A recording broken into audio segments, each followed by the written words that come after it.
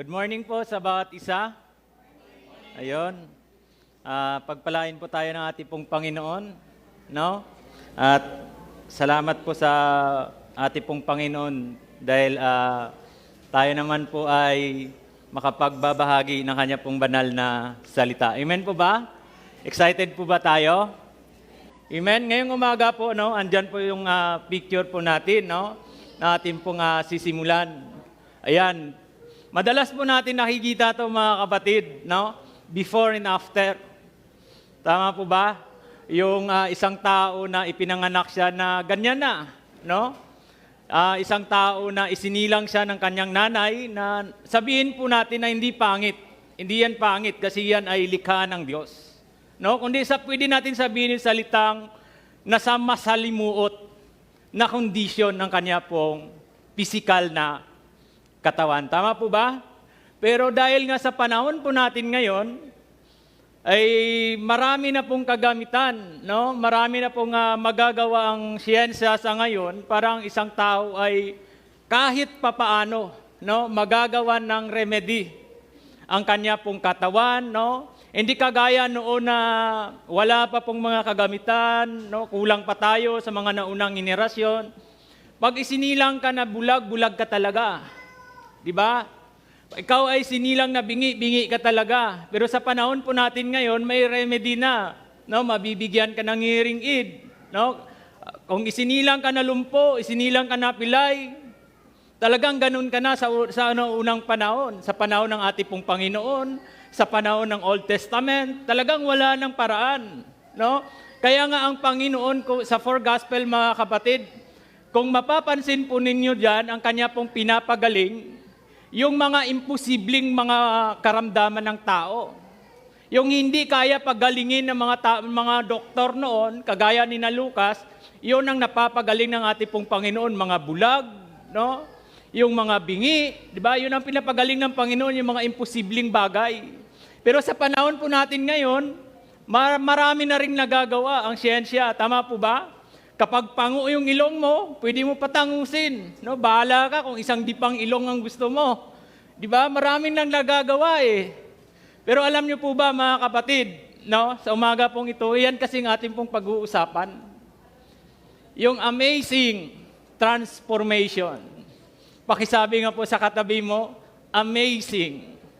No? Alam niyo po kasi mga kapatid, sa Book of Acts, sa aklat ng gawa, kahit wala pa pong magagaling na doktor doon, kilalang ospital po doon, magagaling magretoke ng muka, sa Book of Acts, may naganap po na amazing transformation. Mayroon pong napangyayari po doon. Kung babalikan po natin ang aklat ng gawa, ang Book of Acts, mga kapatid, mga 30 to 60 CE po yan, Christ era, no? Apostolic era. Wala pa pong masyadong kagamitan po doon, pero may naganap po doon na perfect transformation. Complete transformation sa buhay ng isang lumpo. No? Ang Book of Acts ay, hindi ko na po inilagay dyan, ang Book of Acts po ay historical book sa New Testament. Ang New Testament po ay isinulat po sa Aramaic, sa Greek, no? Kasi ang Hebrew yan, no? Ang Book of Acts ay nandyan po nakatala ang maraming miracle. No, yung mga gawa ng mga apostol, yung ascension of Christ, diyan po natin mababasa. Ngayong umaga mga kapatid, hahanapin po natin at masasaksihan po natin, oo nga, wala pang gaanong siyensya noon, pero sa pangalan ng Panginoon, sa makapangyarihang pangalan ni Jesus na taga Nazaret, mayroon pong naganap na amazing transformation. Pagbabago sa kanya pong buhay. Amen? Excited? Hindi. Excited dapat, no? Pangalawa, paano ba natin i-define, no? Paano po ba natin sabihin o yung pagkakaiba ng restoration at transformation? Ang sabi po dyan, no, an act of restoring or the condition of being restored. bringing back to a former position or condition. Yan po ang meaning ng restoration. Ibig sabihin, dati kang pogi, no? Dati kang maganda. Pero dahil nagkaroon ng disgrasya sa iyong buhay, naging hindi maganda ang iyong katawan o kaya na mayroong na-damage sa iyong katawan, kaya lang, nirestore ka at nanunumbalik ka sa dati. Yan ang restoration. Isang magandang halimbawa po dyan, isa pong napakagandang example po sa Bible, buhay ni Job. No, buhay ni Job. Kasi nga, dinanas niya po ang matinding trials, dinanas niya po ang matinding suffering. After noon na napagtagumpayan niya, sinubok ng Diyos ang kanya pong pananampalataya, ni-restore siya. Di ba, naubos ang kanyang mga anak, naubos ang kanyang mga kayamanan, nagkaroon pa siya ng sakit sa balat, no? Pero after noon, ni-restore siya ng Diyos, ng Panginoong Yahweh. Diyon po nababagay ang salitang restoration. Ibig sabihin, pinanunumbalik ka sa dati mong kalagayan. Transformation, ang ibig dyan sabihin, an act, process, or instance of transforming, of being transformed. Ang transform, kagaya kanina, o transformation, kagaya po kanina, sa picture na ati pong nakita. Ibig sabihin, pag pinanganak ka ng nanay mo, isinilang ka, inborn yung physical disability mo, yun yung transformation na mararanasan mo kapag sumampalataya ka sa ating pong Panginoon. No? Kaya sa umaga pong ito po yung Book of Acts na ating pong pag-aralan. Sa aklat ng Gawa, no? Gawa, no? 3, talata 1 hanggang 10 at aki pong babasahin. Ang sabi po dyan, minsan, nagpunta sina Pedro at Juan sa templo, 3:00 ng hapon. Noon, ang oras ng pananalangin. Sa pintuan ng templo na tinatawag na pintuang maganda ay may isang lalaking lumpo mula pa nang ito'y isilang. Dinadala ito sa templo araw-araw upang mamalimos sa mga taong pumapasok doon. Nang makita nito sina Pedro at Juan na papasok sa templo, siya'y humingi ng limos. Tinitigan siya ng dalawa at sinabi ni Pedro sa kanya, "Tignan mo kami." Tumingin nga siya sa kanila sa pag-asang siya'y lilimusan. Ngunit sinabi ni Pedro, "Wala akong pilak o ginto. Ngunit kung ano ang meron ako ay siya kong ibibigay sa iyo. Sa pangalan ni Hesus Kristong taga Nazaret, tumayo ka at lumakad." Hinawakan niya sa kanang kamay ang lumpo at itinayo. Noon din lumakas ang mga paa at bukong-bukong ng lalaki. Palokso itong tumayo at nagsimulang lumakad. Pumasok siya sa templo, kasama nila, naglalakad, lumulundag at nagpupuri sa Diyos. Nakita ng lahat na siya'y naglalakad at nagpupuri sa Diyos. Nang makilala nila, siya ang pulubing dating nakaupong na mamalimos sa pintuan ng templo, namangha sila at nagtaka sa nangyari sa kanya. Tayo manalangin, Panginoon, kami po'y nagpapasalamat sa buhay at lakas, Panginoon, sa araw na ito. Itinataas namin, Lord, ang aming pong pag-aaralan at alam namin pinagpala ito ng banal na Espiritu. Siya ang magtuturo, siya ang magpapaunawa at magbibigay, Panginoon, ng karunungan. Lahat kami rito, Lord, ay lingkod mo at mananatiling nagpapakumbaba sa inyo pong banal na pangalan. At tinataas namin, Lord, ang pangalan mo at mabigyan ng kaluwalhatian sa pangalan ni Jesus. Amen.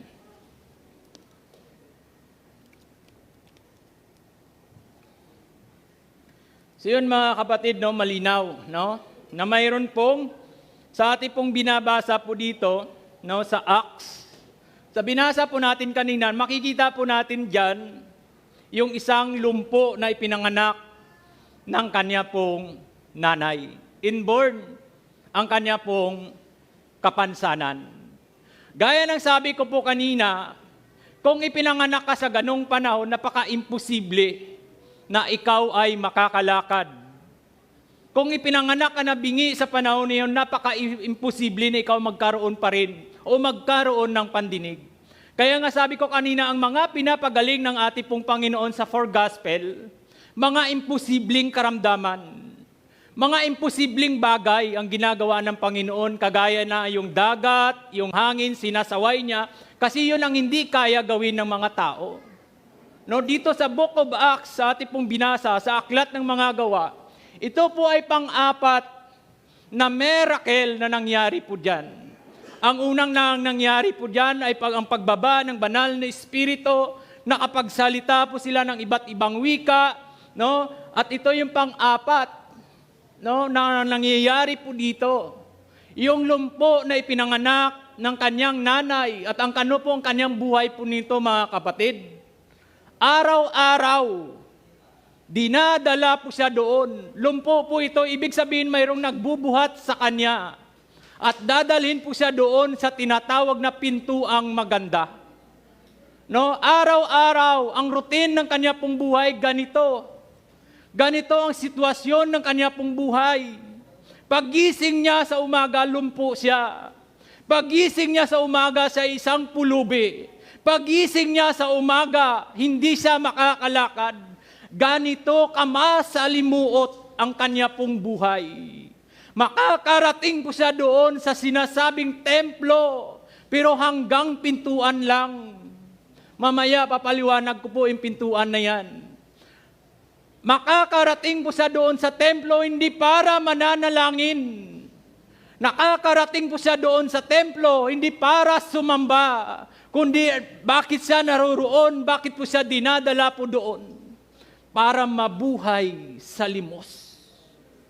No? Yun ang kanya pong buhay. Yan ang kanya pong pang-araw-araw na buhay. Uuwi siyang lumpo, binubuhat siya, ibabalik sa doon sa pintuan, sa templo na yon na lumpo. Isang kawawa, no? Isang masalimuot, ganun po ang kondisyon ng kanya pong buhay. Isipin niyo to, mga kapatid. Ang lumpo na ito, pag binasa niyo po sa chapter 4, last verses po dyan, 40 years na po itong ganon ang kanyang buhay. So, ibig sabihin, kung siya ay nag-start na isang mamalimos doon sa templo ng 10 taon, may 30 years na po siyang pabalik-balik sa templo. Hindi para isang mananamba ng Diyos, hindi para mananalangin, binabalik po siya sa templo at umihingi ng awa. Sa araw-araw ng kanya pong buhay, ang inaasahan niya para mabuhay kung ano ang matanggap niya sa mga taong pumapasok po doon. Kung ano ang awa na maibibigay sa kanya. So ibig sabihin, mga kapatid, nakaayon ang kanya pong buhay doon sa awa at limos na binibigay sa kanya. Ngayon, dito po natin makikita yung transformation, amazing transformation sa kanya pong buhay.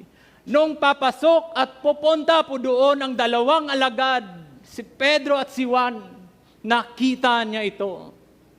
Ang pag-aakala ng lumpo na ito, siya ay lilimusan. Ang pag-aakala ng lumpo na ito ay bibigyan din siya ng ng limos ng dalawang alagad po dito. Ang pagtingin niya sa dalawang alagad ng ating pong Panginoon para sa kanya, kagaya din ng mga taong pumapasok sa templo para siya ay lilimusan. Pero ano po ang napansin niyo po kanina doon sa aking pong binasa? Sabi ni Pedro po doon, tumingin ka sa amin. Kinukuha ang atensyon ng lumpo na ito. Kinukuha po yung puso ng lumpo na ito na magbigay sa attention doon sa alagad ng ating pong Panginoon. Sabi ni Pedro po doon, pilak o ginto, wala akong maibibigay sa iyo. So ibig sabihin, mga kapatid, kung mayroon lang sanang ginto si Pedro, kung mayroon lang sanang pilak ang mga alagad na ito, bibigyan nila ng limos ang alagad na ito ng ginto at pilak. Pero anong karugtong ng sinabi ni Pedro? Anong karugtong ng sinabi ng dalawang alagad? Sa pangalan ni Jesus na taga Nazaret, tumayo ka at lumakad. Hindi naranasan ng lumpo na ito na marinig niya ang pangalang Jesus na taga Nazaret. Dahil sa panahon na yon, sa Jerusalem, ipinagbabawal ang pangalan na Jesus. Kasi ito yung chapter 3, chapter 5, chapter 6, hanggang sa pagpatay po dyan kay Stephen, ito po yung pinakamataas na persecution sa panahon na yon. Kaya ipinagbabawal na banggitin ang pangalan na Jesus. First time po niya narinig, mga kapatid, sa 40 years ng kanya pong buhay, ang pangalan ni Jesus. Kaya ito po yung invitation ni Peter sa kanya, paanyaya. Kaya nagkaroon po siya ng pananampalataya sa pangalan ni Jesus at hinawakan po siya ni Pedro, idinalangin ni Pedro at nararamdaman niya na ang kanyang mga paa, ang mga pilipit na buto niya, unti-unting naaayos, unti-unting nagkakaroon ng lakas, unti-unti siyang tumatayo, o nararamdaman niya na siya ay lumpo at unti-unti na nagiging isang normal. Ganon katindi ang kanya pong buhay. Kaya kung may title man at may salita man sa umaga pong ito po yung ilalagay ng Panginoon, ng Holy Spirit sa puso po natin. From the worst condition to an amazing transformation. Hallelujah. No? Nung napaniwalaan niya na ang pangalan ni Jesus na taga Nazaret, nagkaroon po siya ng pananampalataya. Sabi ni Pedro, pilak at ginto, wala ako. Pero sa pangalan ni Jesus na taga Nazaret, tumayo ka at lumakad. Alam niyo po yung mindset ng lumpo po rito. Ang kanya pong pag-aakala, siya'y lilimusan din. Pero kakaibang limos, higit pa sa anong limos, higit pa sa ginto, higit pa sa pilak, ang na-receive niya nung araw na yon. Ganon ka makapangyarihan ang pangalan ni Jesus kapag ikaw ay sumampalataya sa pangalan na yon. Kahit anong masaklap na sitwasyon sa buhay mo, kondisyon ng buhay mo ngayon, kaya baguhin sa pangalan ni Jesus. Kung mararanasan mo ng taong yon, yung amazing transformation sa buhay niya, sa Book of Acts, bakit hindi mo ba kaya mararanasan? Dapat sumasampalataya tayo sa pangalan ni Jesus. Sapagkat sa pangalan ni Jesus nagdadala ng kagalingan. Sa pangalan ni Jesus nagdadala ng kapag-asahan. Sa pangalan ni Jesus nagdadala ng bagong umaga. Sa pangalan ni Jesus nagbibigay kalakasan. Sa pangalan ni Jesus, nagbibigay ng kaayusan sa buhay, nagbibigay kalayaan, nagbibigay ng kagalingan sa bawat karamdaman. Inaayos ng Panginoon ang buhay natin, anuman yung masaklap na kalagayan po natin. Kaya nga, from the worst condition to amazing transformation. Amen? Ang pag-aakala niya po dyan, lilimusan lang siya. Ni kaunting segundo sa kanya pong puso, ni kaunting segundo sa kanya pong pandinig, buong buhay niya, hindi niya po inaakala nung araw na yon, makakalakad siya sa pangalan ng Panginoon. Alam niyo po, ang lumpo na ito, tanggap na niya sa buong buhay niya kung ano siya. Tanggap na niya sa buong buhay niya na siya ay isang pulubi. Tanggap na niya sa buhay niya na siya ay nabubuhay sa awa doon ng mga taong pumapasok sa loob ng templo at siya ay lilimusan. Ang paglilimos po kasi sa Jewish custom, mga kapatid, is an act of righteousness. Kaya doon po siya pinipwesto sa pintuan ng simbahan. Para yung awa ng mga taong pumapasok po doon, matatanggap niya. Pero para sa Panginoon, dahil sumampalataya ang lumpo na ito sa pangalan ng Panginoong Hesus, ang Panginoong Hesus na taga Nazaret na pinakilala po dito ng dalawang apostol, si Pedro at si Juan, hindi pumayag ang Panginoon na mananatili ito habang nabubuhay na lumpo. Hindi pumayag ang ating pong Panginoon na mabubuhay ito sa awa lamang. Ganon din po tayo tinitignan ng Panginoon. Kapag lingkod ka ng Panginoon, kapag ikaw ay anak ng Diyos, kapag ikaw ay sumampalataya sa pangalan ng Panginoon, hindi rin papapayag ang Jesus na namatay sa cross para hindi ka magkakaroon ng amazing transformation sa buhay mo. Amen po ba? Tama po ba mga kapatid? Kaya yung lumpo na ito, kung titignan nyo, napakasaklap ang kanya pong buhay. No, ngayon titignan po natin bakit amazing transformation ang kanya pong buhay. No? Sa verse 10, dyan ko po kinuha yung salitang amazing. No? Kasi nga, nung nakita nila dyan yung lumpo na yun, silang lahat ay namangha. Sabi nila, hindi ba yung taong yan, siya yung nakaupo sa pintuan ng templo? Nakita na kasi nila dyan, lumulundag na, nakakalakad na at kasama ng dalawang alagad at nakapasok na po sa loob ng templo. No? Ngayon mga kapatid, tignan po natin. Verse 3, no? Isa-isahin po natin to. Ang sabi po dyan, nang makita nito sina Pedro at Juan na papasok sa templo, siya humingi ng limos. Tinitigan siya ng dalawa at sinabi ni Pedro sa kanya, tignan mo kami.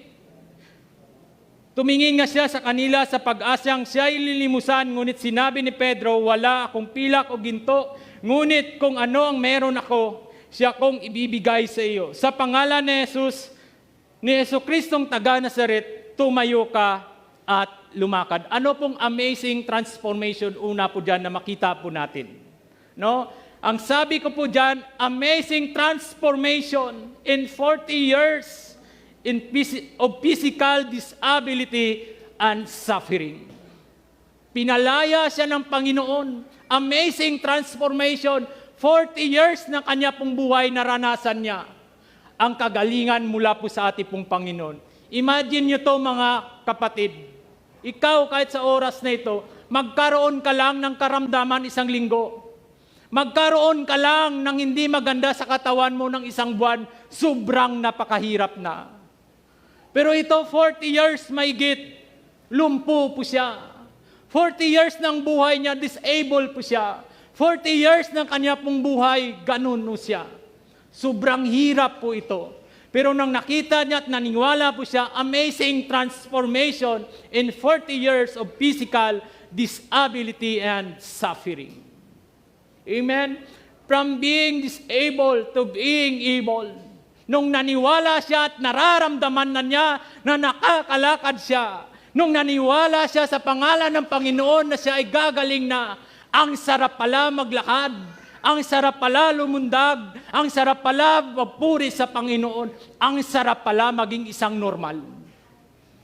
Para sa kanya, namimiss niya yon kung paano lumakad.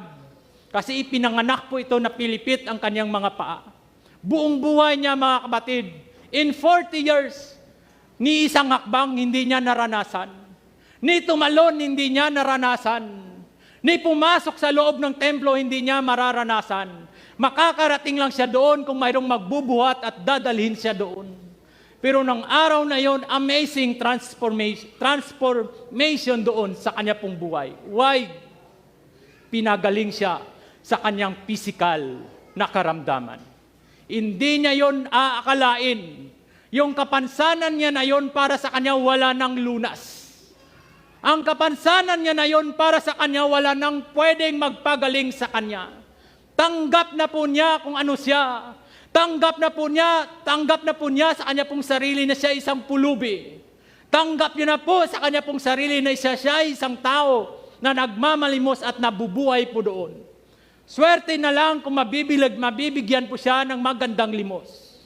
Swerte na lang kung mabibigyan po siya ng magandang awa po doon. Pero paano sa isang araw sa kanya pong buhay kung walang magbibigay ng awa? Paano sa kanyang buhay sa isang araw kung walang magbibigay ng limos? Mas lalo siyang kawawa. Pero nang araw na yon, hindi limos ang kanya pong tinanggap. Nung araw na yon, hindi awa ang kanya pong tinanggap mula sa tao. Ang tinanggap niya po, mga kapatid, kakaibang kagalingan mula sa pangalan ng Panginoon. Pinagaling siya ng Panginoon dahil sumampalataya siya sa pangalan ni Jesus. Yung kapansanan na hindi kaya pagalingin ng mga tao noon, pinagaling ng Panginoon. Yun yung 40 years, yung edad niya dyan may get, 40 years na suffering din.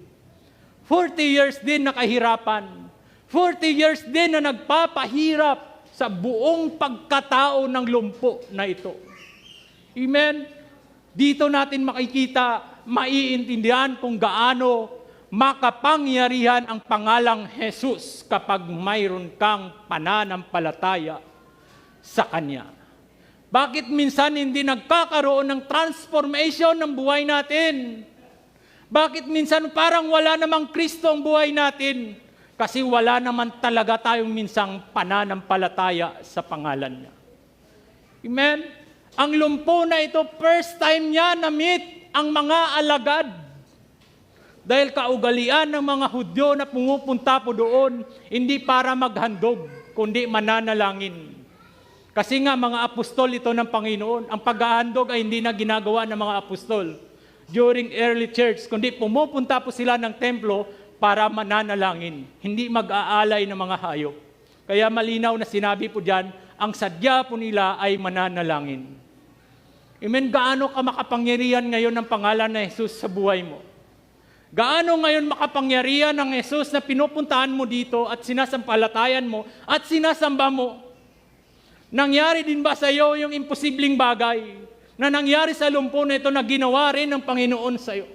Kung hindi nangyari yun, baka kailangan lang natin sumampalataya. Kailangan lang natin kilalanin ng gusto kung sino ang Panginoon noon at ang Panginoon ngayon. Amen? Ano pa yung another transformation, amazing transformation doon sa kanya pong buhay? Hindi lang po amazing transformation in 40 years of physical disability and suffering. May isa pang bagay na makikita po natin doon. Amazing transformation in 40 years from a place of poverty and discrimination. Dito po natin maiintindihan kung bakit nasa pintuan lamang ng templo ito. Hindi lang po siya pinagaling sa pisikal na kanya pong karamdaman o kapansanan. Siya ay nai-transform, pinagaling, naranasan niyang kamangha-mangha doon sa lugar ng poverty. Sa mga tao na yun na pumupunta sa pintuang maganda na binabanggit po dyan, masayang-masaya po sila kasi simbahan, templo yun. Pero alam nyo ba, para sa kanya, hindi yun magandang lugar. Dahil doon siya nabubuhay sa awa. Hallelujah, naintindihan po natin? Kung sa ibang mga tao na pumupunta na dumadalangin doon, pasakit yun sa kanya, yung lugar na yun. Kaya nga, amazing transformation in 40 years of a place of poverty and discrimination. Buong buhay niya, nabubuhay po siya sa barya. Buong buhay niya, nabubuhay po siya sa awa. Buong buhay niya, dinadala po siya doon para magmamalimos. Lumpo na nagmamalimos pa. Hindi ba dapat inaalagaan ito? Pero yun ang buhay niya. Discrimination. Dito po natin makikita kung bakit hanggang pintuan lamang. Sa Jewish custom, mga kapatid, ito pong problema sa mga Hudyo. Sobra po silang mitikuloso. Sobrang maarte pagdating po sa worship. Sobrang maarte pagdating po sa pag-aalay. Kasi nga, practice pa rin ng mga Hudyo po dito na hindi pa po na-convert into Christianity. Mga Judaizer na tinatawag. yung mga mosaic lover, yan. Discrimination. Kahit sa panahon natin ngayon nangyayari yan. Sa lipunan natin. Hindi nyo ba nakikita yung mga tao sa labas? Yung may mga kapansanan, hindi ba dapat priority ng gobyerno yan? Tama? Yung mga taong nakakaranas na may mga sakit, karamdaman, paghihirap sa buhay, hindi ba dapat priority ng lipunan yan? Pero hindi sila na prioridad. Nangyayari din po sa Book of Acts. Naganap din po ito, discrimination. Oo, nandun po siya sa templo.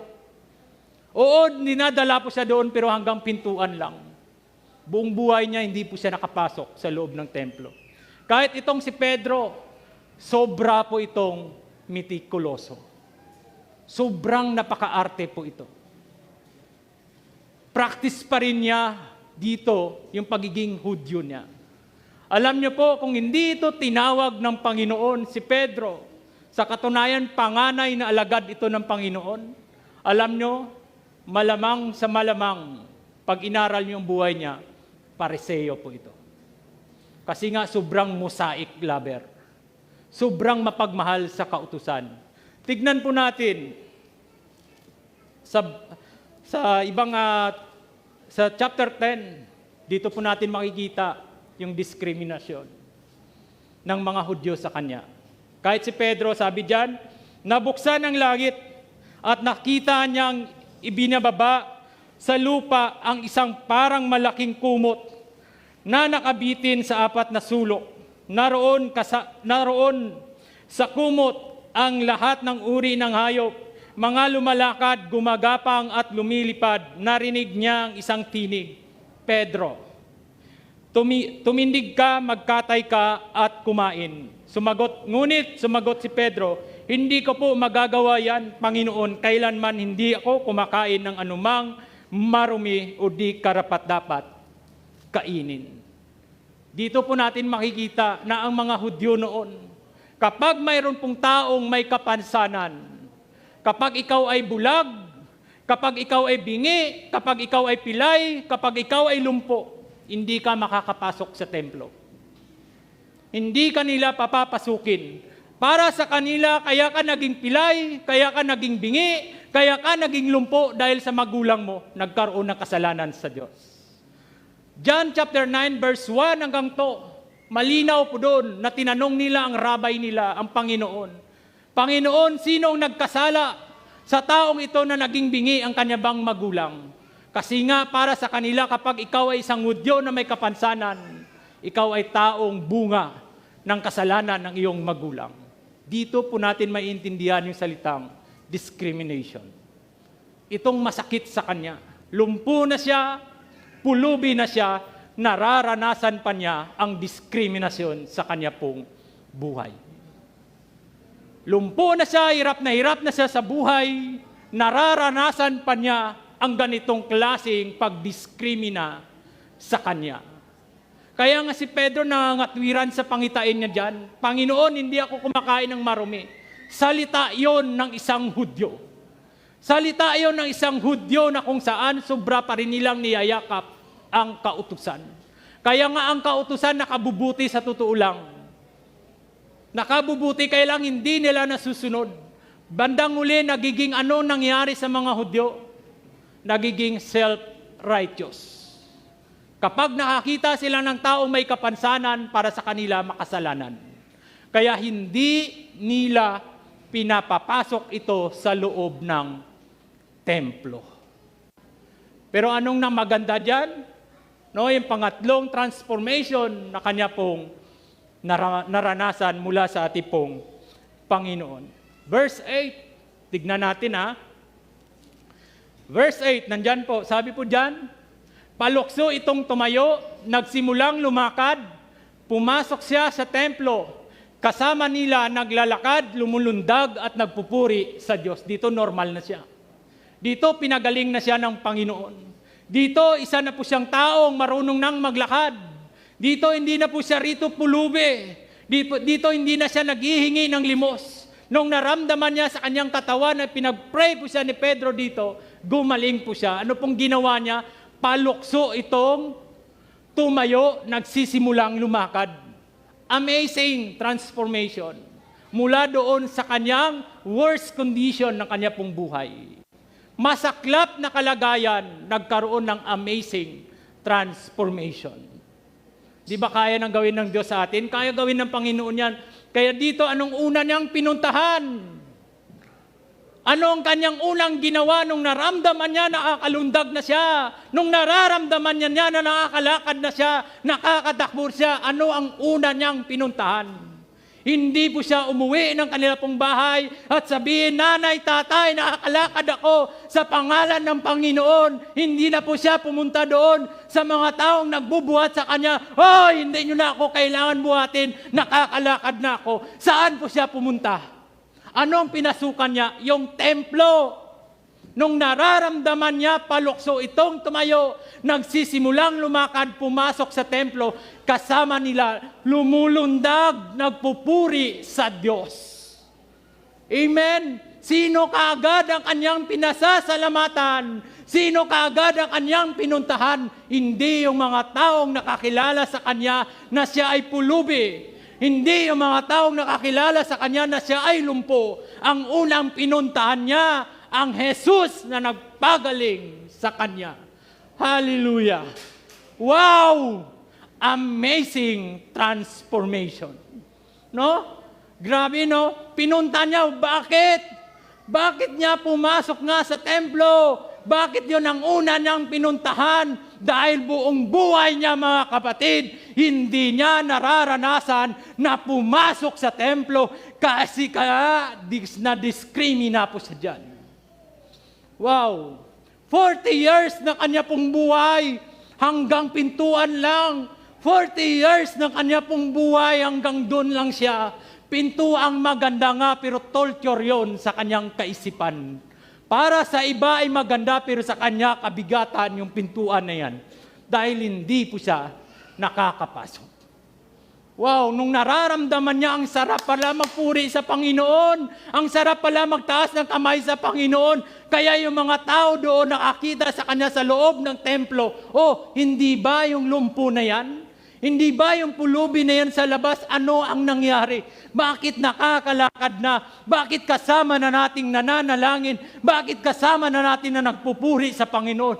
Dahil saan?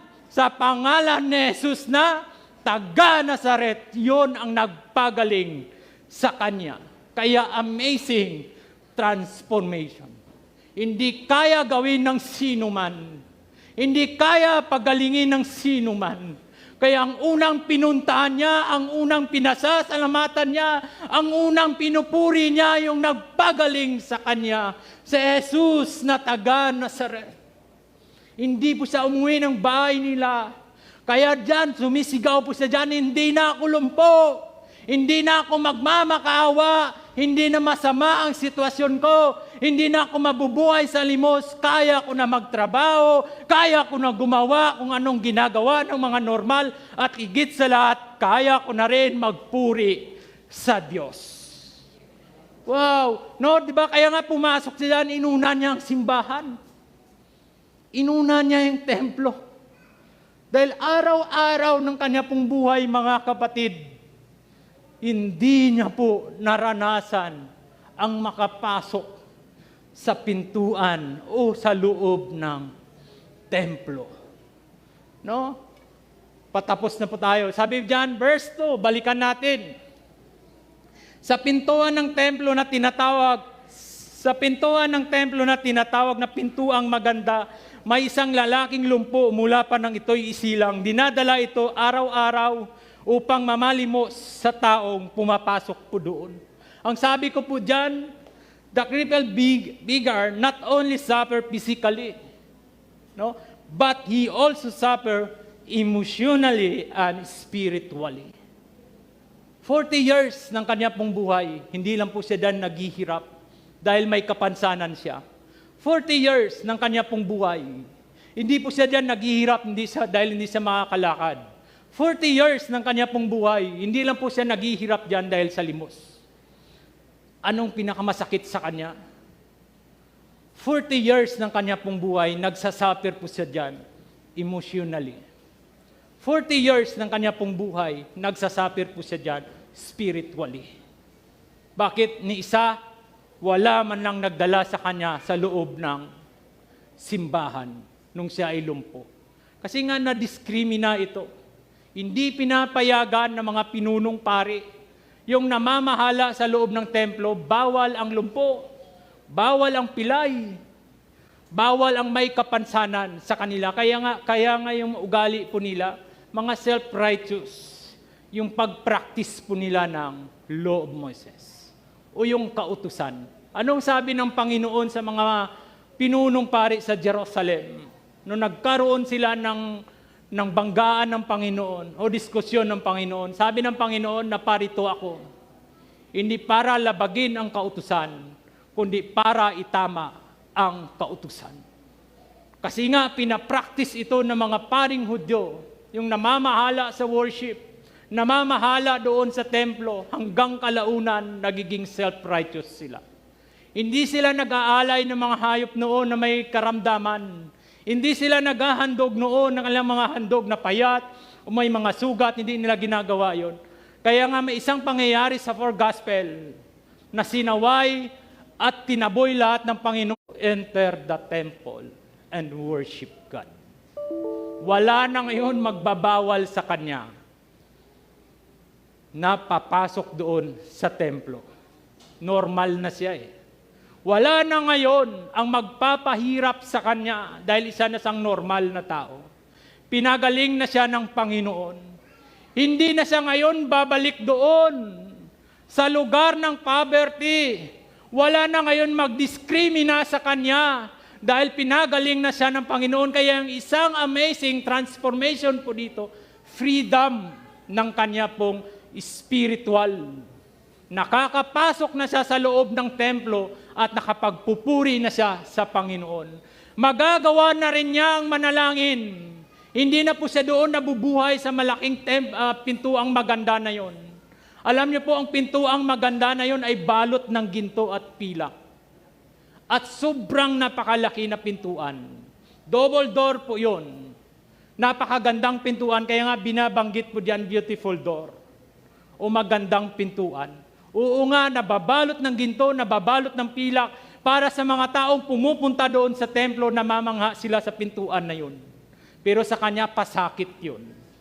Para sa kanya, yung pintuan na yun, pabigat sa kanyang kalooban nung hindi pa siya pinagaling ng ating pong Panginoon. Para sa kanya, yung pintuan na yun, pahirap sa buong buhay niya. Pahirap sa loob ng 40 years ng kanya pong buhay. Kasi hanggang pintuan lang siya. Kaya nga nung gumaling niyan, pumasok sa loob ng templo, yung pangyayari pa dyan at sinundan pa po natin mga kapatid, nagkaroon ito ng malaking arguments sa Jerusalem, sa mga pari. Diyan na po pinagbabawal sina Pedro ang mga alagad dyan na huwag nang ipangaral ang pangalang Jesus na taga Nazareth. Pangalawa, yung pangyayari dyan sa lumpo na yon, yun ang nagbigay ng courage, tapang sa mga alagad ng Panginoon para lalo nilang ipahayag ang gospel. Yung pangyayari na yun nagbunga ng affirmation doon sa puso ng mga alagad na totoo silang pinili ng Panginoon. Kasi yan ang purpose ng miracle sa Book of Acts. Hindi para sa mga tao lamang na nakakaranas ng miracle. The number one purpose of miracle in the book of Acts, for the disciple of Jesus Christ. Yan ang purpose ng miracle. Para matukoy nila sa sarili nila, bakit sila nakakagawa ng miracle sa pangalan ng Panginoon, confirmation yon na taglay nila ang banal na Espiritu. Kaya napaka-importante yung personal encounter sa Panginoon. Kasi yan ang magpapatibay din sa pananampalataya mo na totoo mong tinanggap si Jesus. Yan din ang magbibigay katapangan sa pananampalataya mo na hindi mo kaya i-abandona ang pangalang Jesus sa pananampalataya mo. Kaya importante si Paul, tignan niyo si Paul. May personal encounter siya sa Panginoon. Kaya kahit anong gagawin sa kanya, mas lalong tumatapang ang pananampalataya niya. No, kaya yung miracle na yun, ito rin ang dahilan kung bakit mas sobrang nag-spread ang gospel dyan. Rapidly talagang kumalat ang gospel dahil sa miracle po dito na nangyari po sa lumpo. Amen? Sa pagtatapos ko po, no, sa umaga pong ito po yun, yung salita ng Diyos. No? Truly, the perfect transformation of life can only be found in the mighty name of Jesus. Do you agree, church? No? Pinangawakan mo ba ito? No? Sinasampalatayan mo ba ito gaya ng lumpo? Na miserable ang kanya pong buhay. Masama ang kanya pong kalagayan. From worst condition to amazing transformation. Kung nasa masamang kalagayan ng puso mo, masaklap na kalagayan ng buhay mo, dito makikita po natin, truly the perfect transformation of life can only be found in the mighty name of Jesus.